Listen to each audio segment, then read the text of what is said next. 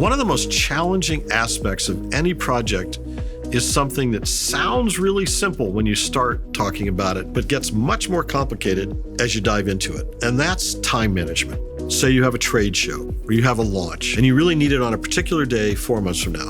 We have to, from the beginning, take into account the available time, the goal deadlines, and all the different steps that are going to happen along the way as we do a project so that we can deliver the best possible materials at the right time. Now, I personally am a visual person. I like to have a big calendar on a wall and look at it that way, a big calendar on a screen. But whatever calendar form works for you, start thinking about that 4 months and go, okay, we have to figure out exactly what the project is going to be. Then we have to get a purchase order.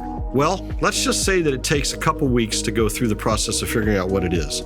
Raising a PO, say that takes 2 weeks. 4 weeks, 1/4 of our time is already gone. We're doing a project with, say, your hardware and some competitive hardware. We got to go buy that hardware. Let's say it's relatively quickly available. We can get it in 3 weeks. We start our work, and let's say we've agreed that the project is 8 weeks of work. We used up 4 to get to the PO, another 3 to get to the gear. We had 16 weeks to start, so we have 9 weeks left. 8 weeks to do the work. Now we also have to do the collateral, and you have to have it approved for your press people. You have to have time to do back and forth with us. We are now 3 weeks late. And it started with when we began. We began too late. We need to be managing our schedule. We're really good at helping guide that. We can give you great advice, but one of the key things is to bring up those dates early in the conversation so that we can all look at a calendar together and go, okay, this is where we are. We have plenty of time, or wow, we're up against it, or in some cases, we can't hit that schedule unless we make some changes. Building those factors into a schedule will help make the project a success